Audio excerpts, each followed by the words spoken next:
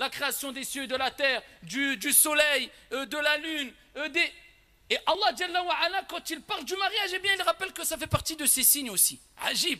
Pour nous montrer que c'est un signe tellement important et qui a de la valeur auprès d'Allah Azza wa Jal qu'il l'a considéré comme faisant partie des signes divins. Et il dit wa min ayati an khalaqa lakum min anfusikum azwaja litaskunu ilayha wa ja'ala baynakum mawaddatan wa rahmah inna fi dhalika la ayat liqawmin yatafakkarun.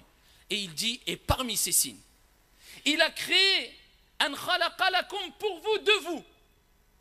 Il a créé pour vous de vous quoi? Des épouses.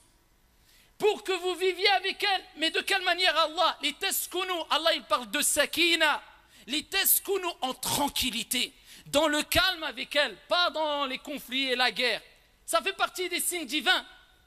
Et il a mis entre vous al-mawadda wa rahma. La bonté, l'affection, l'amour, la miséricorde. Il y a en cela des signes pour ceux qui réfléchissent. Wa min ayati. Parmi ces signes, il a créé pour vous de vous. Pourquoi de vous? Parce que Allah, il a créé Adam, c'est un homme. Et de Adam, à partir de sa côte, comme vous le savez toutes et tous, eh bien, il a créé son épouse qui s'appelle Hawa, Ève.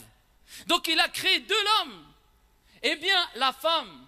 Et cela nous rappelle la proximité qu'il y a entre l'homme et la femme. Et le lien intense qu'il doit y avoir entre l'homme et la femme. Pourquoi? Parce qu'Allah Jalla wa Ala a créé la femme à partir de l'homme. Et c'est pour ça que le prophète montre cette proximité.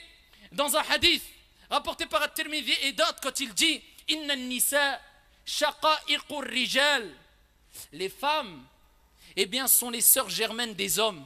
La tranquillité, ça veut dire quoi? Ça veut dire vivre ici dans l'apaisement. Quand tu rentres chez toi, tu as hâte de rentrer chez toi. L'épouse a hâte de rentrer chez elle. C'est un cocon où on se retrouve apaisé en sérénité. C'est que même s'il y a des problèmes, tu sais que l'homme a besoin de la femme.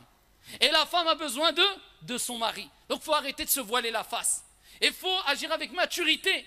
Et en étant posé et en se rappelant que c'est un pacte solennel.